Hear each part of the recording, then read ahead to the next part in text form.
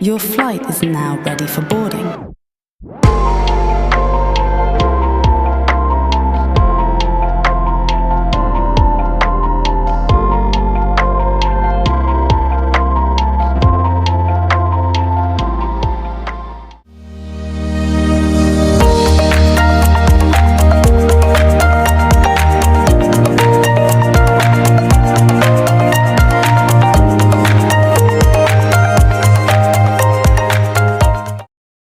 Hi, we are Nessie nessietonam. My name is Yvonne and I am 54 years of age. and I am Nigel and I am 51 years of age. And we have both decided to leave behind our jobs in the NHS back in Scotland and decided that we would like to travel round about Southeast Asia. And currently we are sitting in Vietnam, in Da Nang, with the backdrop of a hotel behind us, and we came in via Hong Kong recently.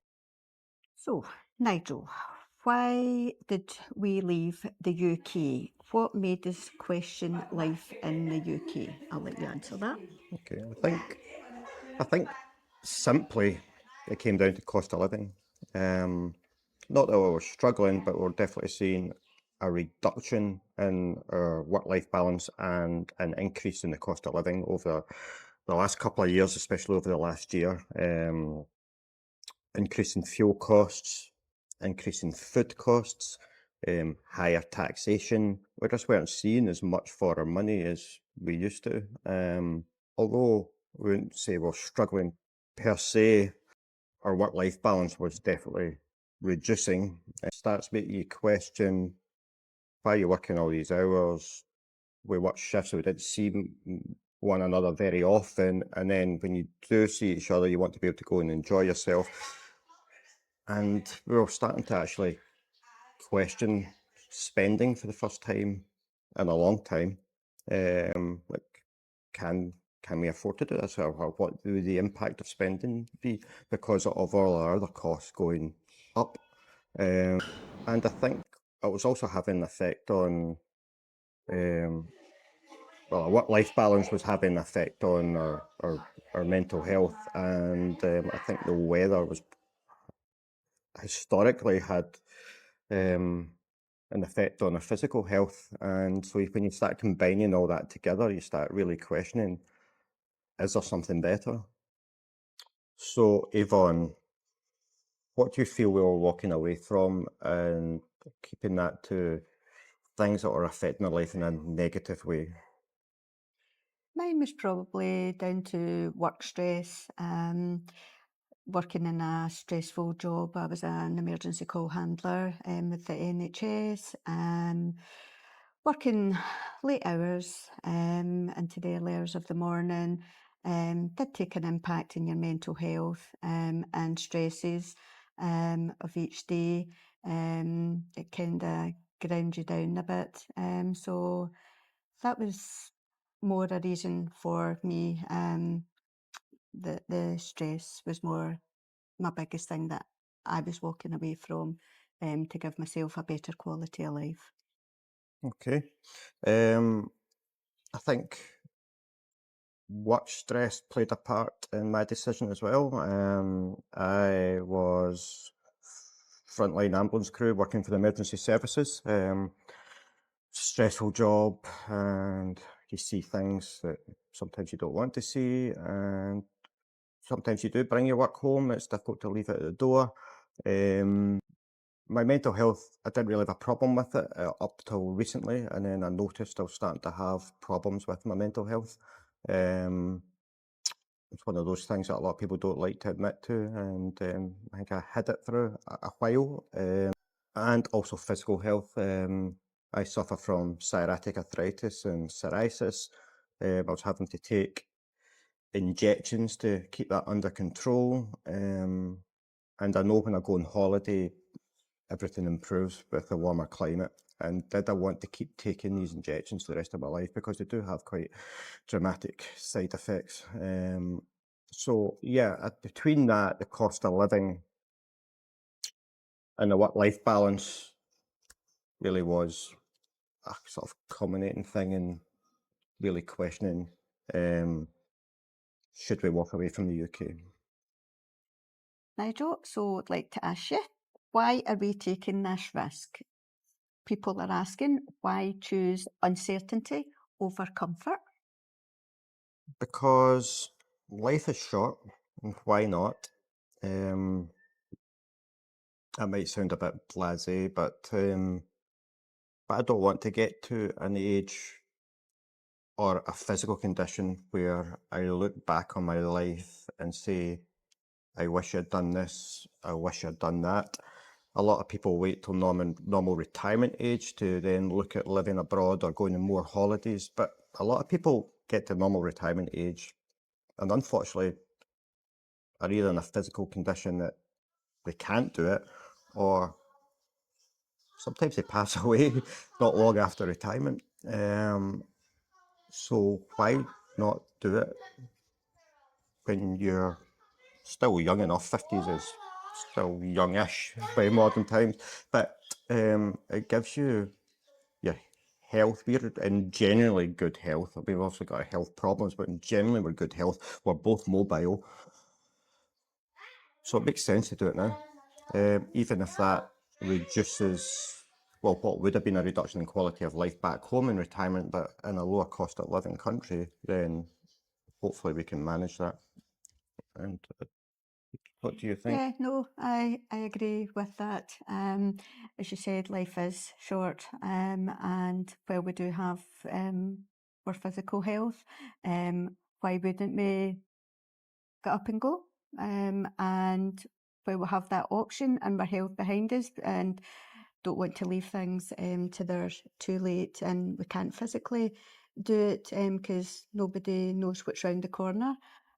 So we just want to be able to have that option of doing this now instead of later on in life regretting what we could What have might have did, been, what yeah. might have been. And it hasn't been done in a whim. You know, there has been thought process put into it. There has been a lot of work before we did this to in regards of finances, regards what our budget would be living abroad, having things in place to protect us to a degree. So it hasn't been just let us pack the bags and gone away. So, Nigel, why would you say that you wanted to come to Vietnam, especially Da Nang, to begin with? Or we wanted to come to We, Vietnam. well, we, Right. sorry. Why Vietnam? A lot of people, our friends, our family, when we first mentioned it, went Vietnam. But I've always wanted to travel in Southeast Asia. It's one of the few areas we haven't travelled. We have been lucky enough to travel a large part of Europe, a large part of the USA as well. But I've always wanted to experience Southeast Asia. From a historical and cultural point of view, I've always had an interest in Southeast Asia. I've always had an interest in Vietnam, going back to sort of war history. I'm interested in war history. So there's a lot for me to see here. Yeah, I think that was from research. Vietnam was seen to be a sort of a less hostile country, certainly hospitable to Westerners as long as they try and integrate in their culture. A friendly nation, low cost of living, good weather, obviously, although that is changeable depending on which part of Vietnam you're in. But it ticked a lot of boxes, and nobody's going to be perfect, and I don't imagine it will be perfect, but it ticked a lot of boxes for me. I'll ask Yvonne why Vietnam for her, and then we'll go back to why Da Nang specifically. But Yvonne, why Vietnam for you? Question I got asked a lot from friends, why Vietnam? Have you been there before? No, never, never No, ever we've been. never been before. We've just taken the Never plunge. ever came out here before or been to any part of Asia. So we started researching about a year to a year and a half ago, looking at different places where we thought that we would like to go. where we could afford to live compared to the UK. So I just felt the more we kind of watched the videos that I felt that this could be a place that I could see myself live. Cost and affordability, as you had mentioned, when we were weighing it up against the cost to here and the cost to the UK, was a huge significance. Yeah, because we wanted to go somewhere, ideally, if we could not work, if we did work, not a lot. So there wasn't a lot of point. I mean, we love the US, we love Florida, but to go there, we would have to work full time, which would then be, well, what would be the point other than the weather? But you might not even get to see the weather because you're working.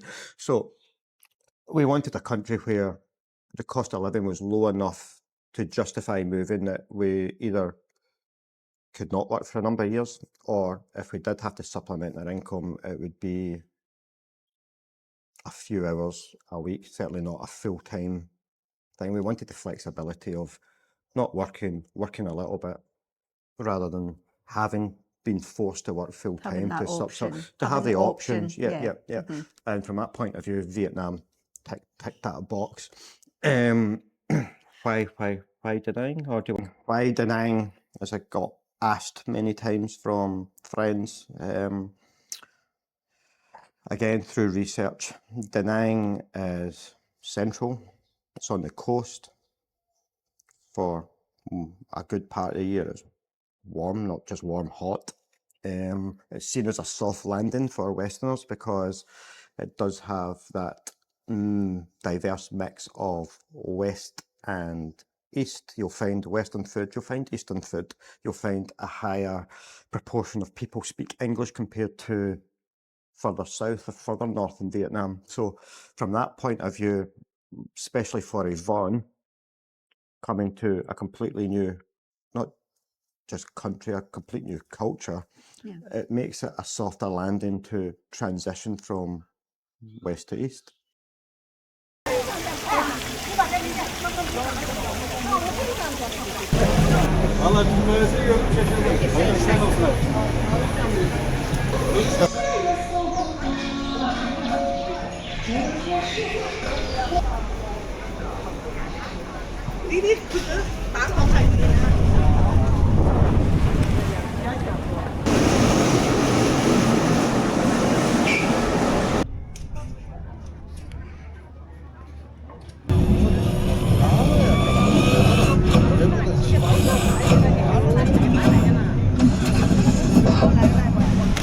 Hi, welcome to Da Nang. So this is our first day here. We have just arrived last night, so it's our first day out in daylight, and beautiful day here.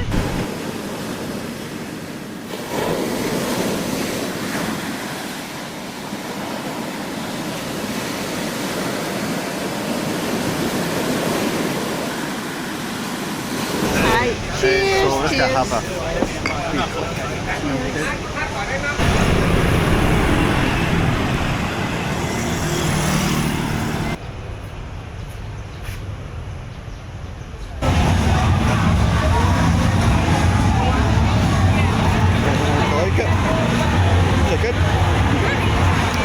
So just to clarify, we are not content creators.